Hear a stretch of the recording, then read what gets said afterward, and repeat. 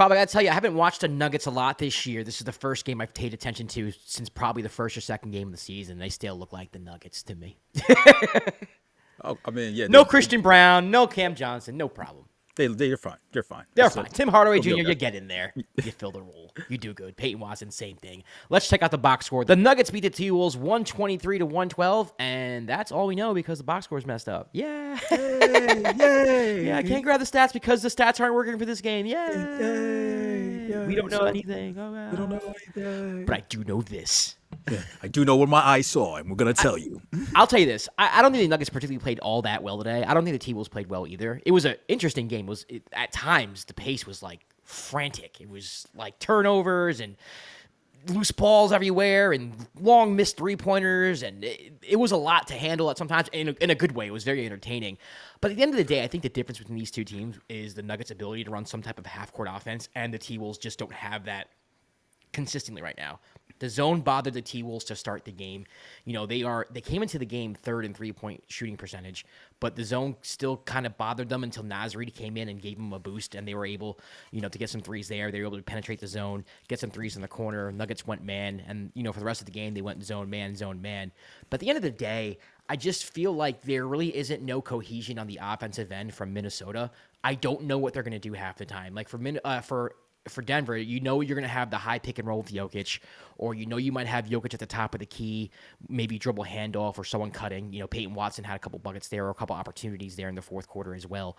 Like, what you're getting from Denver. There's a staple there that teams defensively have to adjust to. And with Minnesota, it just kind of felt like Ant got the ball and just took it into the paint and tried to make something happen. Julius got the ball, took it to the paint and tried to make something happen. Every once in a while, they'd kick out to the corner for a three, but they really weren't shooting the three ball too well today. Dante, again, is not a point guard. I love Dante DiVincenzo.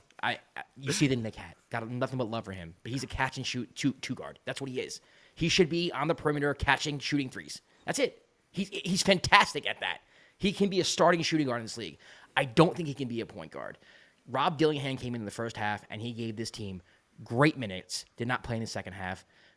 And I guess that's me kind of advocating for him to play in the second half, not necessarily close the game, but kind of have that spark and to have somebody who can handle the ball and be more of a point guard.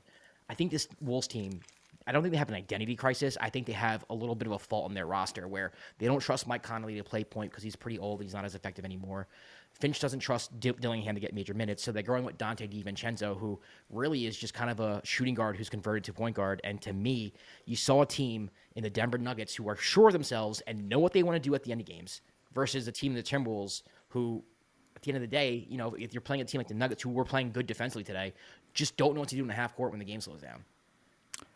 Yeah, perfectly said by you. Thank you. When it comes and that's going to do it, everybody. Kwab said nothing today.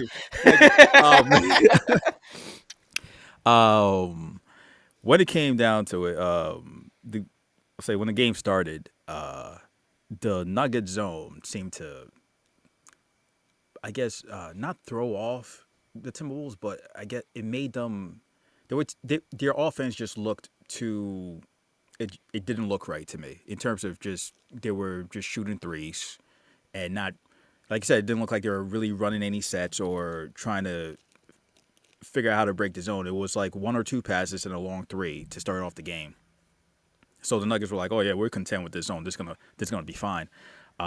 When the T-Wolves started getting stops and pushing the ball a little more in transition, you kind of saw it's like, okay, this is what the Timberwolves want to do. This is what the Timberwolves look like, and they were able to get like a lead after they were down in the first quarter. In the first half, they were able to end up being a closer game because the way the game started, I was like, is this just going to be a blowout? The way the Timberwolves were playing. The color commentator, because I was watching on the Timberwolves broadcast, because I know the play-by-play is Michael Grady, former Nets play-by-play, so shout out Nets. The color commentator, I'm not sure his name, but he made the point that when throughout the season, and the Timberwolves have been winning. I think their only loss they've had previously was against the Knicks, but throughout, like, they've been having a little bit of a win streak here and there. Ant has done a great job of making simple passes and simple reads when it comes down in your offense. But when he has a bad shooting game, he starts to force it a lot and starts to force the issue, tries to get back in rhythm, and that kind of played out this game too. He wasn't shooting that well, and he was forcing up a bunch of shots sometimes when he shouldn't. Like he didn't have to. To the Nuggets side, without Cam Johnson, without Christian Braun for I don't know how long Brown's going to be out for a while, but it says an ankle injury. They looked fine. Like they plugged in Tim Hardaway, plugged in other players, and they were the machine was still running. I think Jokic had a triple double. We don't know. We don't know. We don't know the stats. We're not sure, but I think Jokic had a triple double. He played a Jokic game. I want to know who Aaron Gordon's shot doctor is. I need to know who that guy is. I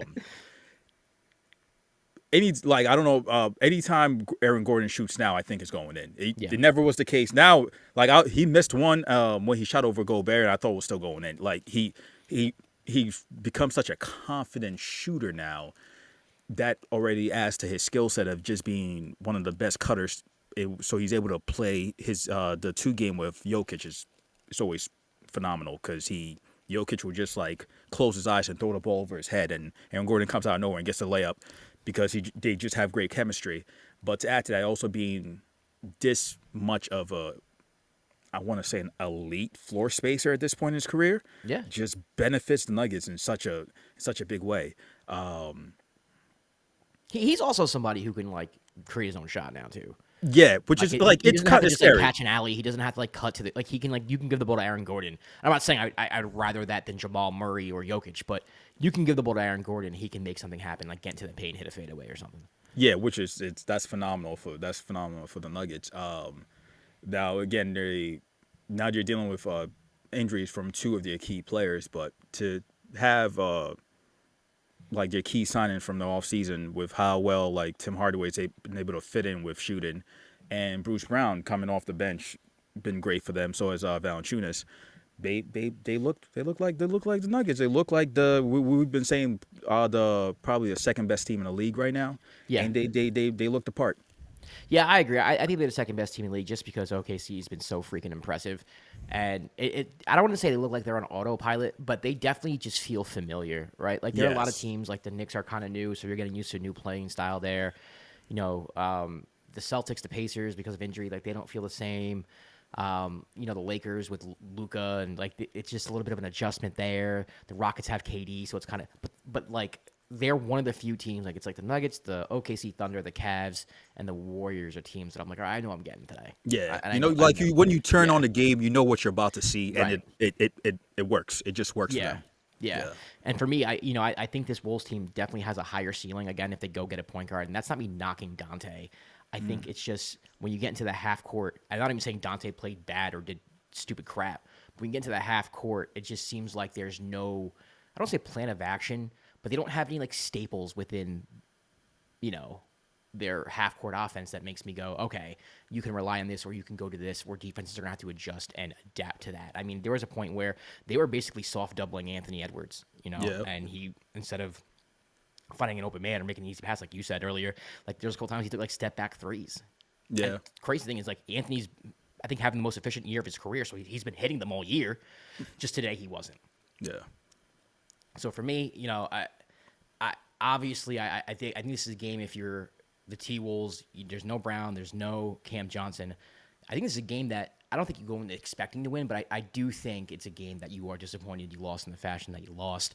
They did look good at times. The defense did have its moments. This is a Timberwolves defense like 2 years ago when they went to Western Conference Finals for the first time. When they beat the Nuggets, that defense was insane. Insane. And they showed moments of that today, getting turnovers. Julius Randle had a couple steals that led to dunks. Rod Dillingham had a nice stealing. They had some steals like 30 feet from the hoop to turn the Nuggets over and to create offense. And in the first quarter, you mentioned this, all their points in the first 6-7 minutes of the game came off the fast break or the secondary break. It was not in the half court. Not in the half court. Yeah. So, when they get out and they do that, that's what makes them very special. And if they can get that defensive identity back, along with maybe finding some sort of bread and butter in the half court, where it's not kind of like give the ball to Julius or Anthony, have them drive into the paint, and something good happens. And you hope something good happens. I think they'll be better off for that. It's a long season. maybe they'll find that. But right now, for me, I just think these two teams are on different stratospheres. And to be honest with you, I mean, no one's on the stratosphere of OKC, but I think if there's one team that's even close, it's the Denver Nuggets. Yeah. Yeah. Also, I want to say this. The Timberwolves were on the second half of a back-to-back. They did play last That night too. against That Sacramento. matters. Yeah, that matters. So we have to say that. So if anyone comments in that, timestamp this too. Yeah. They were on the second half of a back-to-back after playing a NBA Cup game. So that factors into it too. But yeah, they didn't shoot particularly well. The offense looked rough in the half court. Yeah. So maybe do we just have a point guard bias on the dime? Is that what it No, is? Do I we? don't think it. Do we I just? think it's you need someone who's able or something, right? Yeah. Like you need something that's going to be a hub that's going to create and organize. And I just don't feel like the T-Wolves have like their organization is okay. We're going to give the ball to Ant because Ant's a phenomenal one-on-one player and he's going to make something happen, which it works because he's great and it's going to Yeah. work some games. Same thing with Julius. Like Julius can create. I mean, he's an underrated creator when he wants to create. When he gets into the paint and he drives and kicks. He did that today at some points. Yeah. But there's no pick and roll action. They run they ran a dribble handoff for Jaden McDaniels. He missed a three. I'm not saying they don't have plays, but what I'm saying is they don't have staples. They don't have an identity in the half court offense. I think a lot of that has to do with the fact that you can't trust anyone to necessarily start the offense, if that makes any sense, right? There's no sort of like motion. There's no sort of like, okay, this is your role, this is your role. It's just kind of like we have Anthony, he's great. We have Julius, he's great. You guys can hit threes, just kind of stay there, and if they kick it out, so you hit it. There's nothing that they can go to in the half court for me personally that I can identify as like, okay, this is what y'all do. There's none of that. The Warriors have split action, right? The Lakers, they have pick and roll up top with Luka or Reeves or LeBron when he's in. Like all these teams have different things. And it's okay if yours is ISO, right? Like so that happens. Like we've had leagues where it's like the Rockets with Harden, or even sometimes the Thunder with Shea. You can go ISO, that's fine. But to me, with games like this, there's a stark difference between the Denver Nuggets and what they do offensively and the Minnesota Timberwolves and what they do offensively when the game slows down and like you need a bucket and like you need to be under control. The Wolves just don't look under control to me half the time. Would the case also be that the Nuggets zone threw them off? Yeah, I'm That's sure what it I did. mean. Yeah. I mean, because I'm not because I think I've watched on maybe one other Timberwolves game, and their offense didn't look this like just stagnant in the half court as it did now. So I don't know if it was a case of the way the Nuggets zone was playing. And by the way, it was funny that I think Jokic got called for like 4 3-second calls in that Yeah, he defense. did. Yeah. It was funny, but maybe that factors into it. Why as you were watching, you felt like there's no go-to action because your zone offense isn't particularly like. Yeah, but I mean, you should have his own offense, right? Like sometimes Julius was in the paint, sometimes he was in the corner. I understand, like you don't run the same play every time, but like there should be someone in the middle, like trying to break. Like there just didn't seem to be anything like that consistently for me. That's all. Yeah, I mean, no, you're right. I mean, I don't know how many times I don't know how many times you're phase zone throughout the course of the season. So they Yeah. might have not been as prepared as they probably didn't come in the game expecting to see zone like for Well, the Nuggets what play felt zone. like 70% of the game. Like, The Nuggets play zone though. yeah, the Nuggets do play zone. The Nuggets are like one of the teams that play. They play a huge primarily zone. So you're right. Yeah. So they should have expected it. Yeah, Yeah, you're I right. mean, They and should have also a lot of it has expected to do with the threes didn't fall, right? Like if the threes were falling, there's a different attitude. I'm having a different conversation too. Like a lot of the league today, with anybody who you talk about, it doesn't matter who they are. If you're missing the three, you're gonna look bad. Yeah. It just is what it is. So, It's a make or miss league, man. So, Yeah. yeah, very true. all right, well, that's gonna do it. The Nuggets beat the T-Wolves 123-112. They improved to 10-2. Whew. We're going to have a fun Western Conference Finals if this thing persists. Now, I don't want to say it's going to be the Western Conference Finals, but definitely looking forward to Nuggets Thunder, at least in the regular season. That's going to be a lot of fun. Listen, subscribe to the channel, like the video.